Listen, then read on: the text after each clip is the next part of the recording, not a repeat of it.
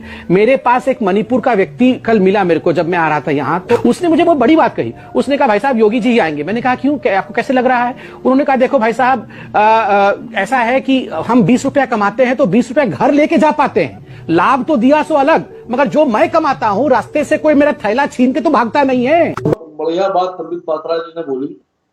पात्रा जी को मणिपुर का मजदूर मिलता है और कहता है योगी जी बढ़िया आदमी है। अरे कुछ भी मैं मणिपुर से आ रहा था, उत्तर प्रदेश का मजदूर मिला मुझे। और दिल्ली भाई कमा तो मिला मणिपुर यहीं में पर दिल्ली में। आप क्यों ऐसी बातें करते हैं? कमा नहीं रहा है, दिल्ली में कमा रहा, दिल्ली में मिला मुझे। अरे मुझे दिल्ली में मिला, जब मैं गाड़ी लेके आ रहा था तो उसमें मिला मुझे। दिल्ली में तो आम आदमी पार्टी की सरकार है साहब।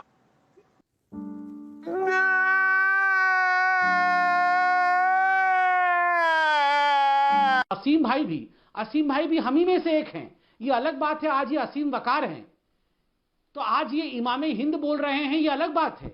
मगर इनके परदादा भी राम ही बोलते थे, भगवान श्री राम की जय ही बोलते थे, और मैं उनको अपने भाई की नजर से देखता हूं। इसलिए मैं असीम वकार जी से सर्टिफिकेट लेने की मुझे कोई आवश्यकता नहीं है। ये देश का संबित पात्रा की बात का आपने जवाब नहीं दिया। संबित पात्रा की बात का आपने जवाब नहीं दिया। किस बात का जवाब चाहते हैं? नहीं, संबित पात्रा ने कई सारी बातें बोली। उन्होंने बोला कि आप भी उनके भाई हैं और आप के पूर्वज भी श्री राम को प्रभु ही मानते होंगे।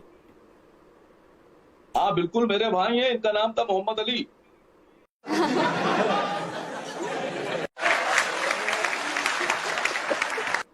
ये गलती से संबित पात्रा हो गए। हाँ। मैं कब कह रहा हूं?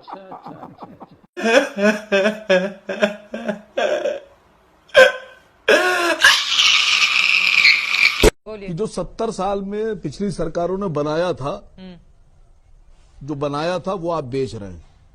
आप कांग्रेस के प्रवक्ता बन के बैठे हैं या एमआईएम के प्रवक्ता बन के बैठे हैं? इस सज्जन को क्या तकलीफ है भाई? क्या तकलीफ है इनको? कल की बात है साहब, मैं तो कुछ कहना चाह रहा था, आपको क्यों बुरा लग रहा है? ये बात तो संबित पात्रा जी को बोलना चाहिए थी। मैं तो कंफर्म कर रही थी सर। ये बात तो संबित नहीं, ये बात नहीं, मैंने जानबूझ के बोला था। मैं देखना चाह रहा था कि यहाँ बीजेपी का प्रवक्ता कौन है। सिविल डिफेंस ऑफिसर जब नागपुर में अनएक्सप्लोडेड बम की ट्रेनिंग लेने गया तो वहां बताया गया कि जब अणु बम गिरेगा तो अमेरिका अपने 40% आबादी को बचाने के लिए बहुत कॉस्टली शेल्टर्स बना रखा है। हमने प्रश्न पूछा भारत कैसे बचेगा, तो उन्होंने उत्तर दिया कि आप खाई खोदिए, ऊपर बल्लियां रखिए, पत्ते रखिए और गाय का गोबर 1.5 फीट ऊपर लेयर लगा दीजिए तो आप रेडिएशन से बच जाएंगे। एटॉमिक अटैक से बचना है तो गाय का गोबर तो ये मुझे वैज्ञानिकों ने बताया कि हमने कहा हम कैसे बाहर हैं, उनका शरीर पर मल लीजिए गोबर आप, तो आप एटॉमिक रेडिएशन से बच सकते हैं। गाय का गोबर लीप ले तो रेडिएशन से बच सकते हैं। जी हाँ, ये वैज्ञानिक सत्य है, ये नासा का रिसर्च है, मैं बता रहा हूँ, आप गूगल पे देख लीजिए। एक बात सर बता दूं, इन्होंने बताया गाय का गोबर लपेट लेने से ये होता है, बिछा लेने से ये होता है। सर एक रिसर्च ये नहीं बता पाए थे, इन्होंने पढ़ी नहीं वो लाइन, ये भूल गए थे, जल्दी जल्दी आ गए। आधा किलो गाय का गोबर अगर ये खा लें तो दिमाग भी बढ़ता है सर। ये गलत बात है। ये आपत्ति है। आधा किलो गाय का गोबर अगर ये खा लें तो दिमाग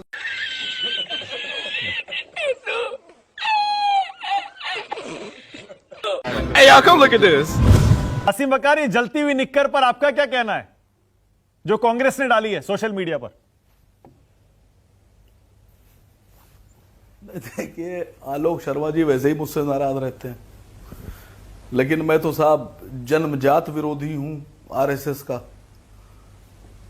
लेकिन फिर भी पता नहीं क्यों आलोक शर्मा जी कांग्रेस के लोग नाराज रहते हैं मुझसे।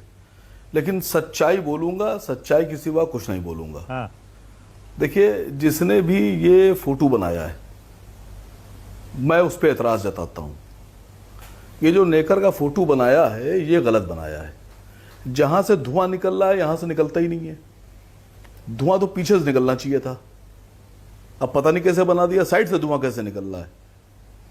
अगर मैं बनाता या मैं किसी से बनवाता तो धुआं जो है वो पीछे से निकलना चाहिए। कैसी बात कर रहे हैं? पता नहीं किसने बनाया है, मुझे नहीं पता। मैं आलोक शर्मा जी से कह रहा हूं थोड़ा सा धुआं ठीक करिए सर इसका। और आप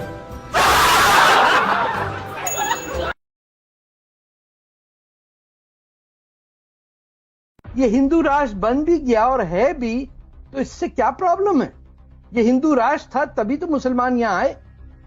अगर ये हिंदू राष्ट्र नहीं होता और कहीं और होता, चाइना होता या क्यूबा होता और या बोलिविया होता, कहीं और, तो मार मार के ठीक कर देते लोग।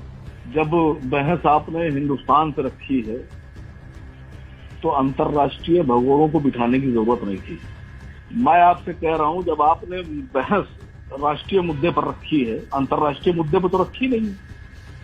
बहस आपने रखी है राष्ट्रीय मुद्दे पर। तो देश की पहचान क्या अंतर्राष्ट्रीय नक्शे पे उसकी पहचान नहीं होती है क्या? आप बोलिए कम और सुनिए ज्यादा, तो मैं समझता हूँ बहस ज्यादा बेहतर है। आप तारीफ मुझसे गलती हो गई, नहीं है, ना ही सुनिए सर, ना आप तारीफ फतेह के बॉडीगार्ड हैं, आप न्यूज 18 इंडिया के एंकर हैं, तो आप तारिक फतेह के बॉडीगार्ड मत कीजिए। तारिक फतेह साहब के जो दादा थे वो हिंदू धर्म से गद्दारी करके मुसलमान हो गए। इनके बाप वालिद साहब हिंदुस्तान से गद्दारी करके पाकिस्तानी हो गए। ये खुद पाकिस्तान से गद्दारी करके कैनेडियन हो गए। और आपकी फितरत है, जो इनका डीएनए है, उसके हिसाब से ये वापस इस्लाम से गद्दारी करके और वापस हिंदू होने जा रहे। जो आदमी खानदानी गद्दार है, जिसके डीएनए में गद्दारी है, उससे आप हमारी बहस करा रहे हैं। मसला ये है कि जब हम सवाल पूछते हैं तो लोग घबरा जाते हैं। क्या पता क्या आप आगे का क्वेश्चन, आप सप्लीमेंट्री जोड़ो इसमें। अरे सुनिए तो संजय भाई धन्यवाद। संजय भाई हो गया, ओके। आसिम बकार सप्लीमेंट्री। तो सर मैंने पूछा तालिबान को आप क्या समझते हैं? क्या है? शरीफ है, आतंकवादी है, उधर ही रहता है सऊदी अरब की तरफ। सुनिए तो सर, वो उनके बारे में क्या कहते हैं? ठीक, आप बोलिए। ठीक है संजय जी, आप जवाब दीजिए। आप इतना नाराज मत होइए। तालिबान तो आतंकवादी हम लोग मानते हैं। अरब के नागरिक संजय चौधरी साहब ने जवाब नहीं दिया। ये कह रहे हैं आतंकवादी हैं वो, ठीक। और मोदी जी उनको दे रहे हैं 500 करोड़ रुपए। तालिबान को 500 करोड़ भारत सरकार दे रही है, मोदी जी की सरकार। संसद में बजट पेश करा। तालिबान सरकार में है ना, तो सरकार को दे रहे होंगे पैसे। तो सर क्या कल को अगर वो हिजबुल मुजाहिदीन सुनिए या Indian Mujahideen, government to government business होता है ना सर, बात तो सुनिए। कल को अगर इंडियन मुजाहिदीन कमबख्त आकर, आतंकवादी आकर कहीं सरकार बना ले, तो क्या वो भी आप उसको दे देंगे पैसे? जो आतंकवादी है वो है, जो पैदा हुआ आतंकवादी मरेगा भी आतंकवादी। मैं खाली इतना पूछ रहा हूँ, धन्यवाद, मैं इतना पूछ रहा हूँ कि इनसे कोई सवाल नहीं पूछता है। कल तक आतंकवादी आतंकवादी चिल्ला रहे थे, आज मोदी जी उसको बजट में 500 करोड़ दे रहे हैं। और साहब हम लोग का पैसा दे रहे हैं, टैक्स का।